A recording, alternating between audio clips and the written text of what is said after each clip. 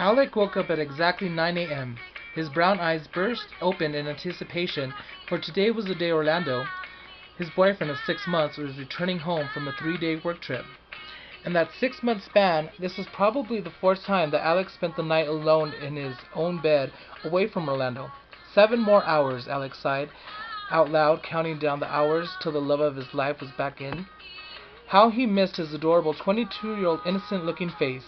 Even though Alec was 35, the 13-year age difference really wasn't a big deal between them. They first became friends on a social networking site. Orlando had posted a comment on a mutual friend's post, and then Alec responded shortly thereafter. After a few back-and-forth comments on the mutual friend's page, Alec decided to friend Orlando. The next weekend at the local dance club, they had run into each other, and Alec had a drink sent over to Orlando and his friend. Alec asked him out, and Orlando gave Alec his phone number, and the next day was their first date. Like many other couples, gay or straight, they had come across a few obstacles, but nothing too major that they weren't able to work through.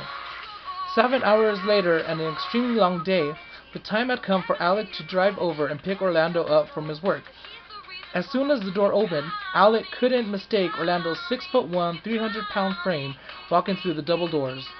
Alec's heart stopped beating fast in anticipation of Orlando taking him into his big, safe arms. "I missed you so much, baby," Orlando said, pressing his lips against Alec the minute they were within arm's length of each other. "I love you," Alec whispered back in between breaths. "Love you more. Now let's get out of here. We've got major catching up to do, if you know what I mean," Orlando said, winking at Alec with that big teddy bear smile that melts Alec's heart every single time. When the catching up was all over and done with, Alec and Orlando lay side by side, breathless on the bed. "Sorry I didn't text you good night last night, babe. My phone's battery died and I couldn't find the charger I packed," Orlando tried to explain. With a quizzical look on Alec's face, Alec responded, "Oh, that's okay. I figured as much." Alec knew that Orlando had indeed texted him last night before bed, because Alec recalled sending a big text message back on how weird it was to be sleeping in his own apartment alone for the first time in weeks. It must just be a simple mistake on Orlando's part to think that, since being away on business and all, Alec thought. As Orlando got up to make his way to the bathroom, something kept sounding an alarm in Alec's head about Orlando's prior text comment. As Alec heard the bathroom door click closed, he jumped out of bed and grabbed Orlando's cell phone off the nightstand. As Alec pulled up Orlando's text screen, the second thread belonged to a guy named Sal Sanchez. I never heard Orlando mention him before, Alec thought, and Alec began to read through the messages. His heart stopped.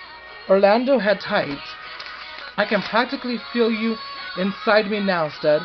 Just then, Alec heard the sound of the toilet flushing and decided to put the bearer of bad news back onto the evening nightstand.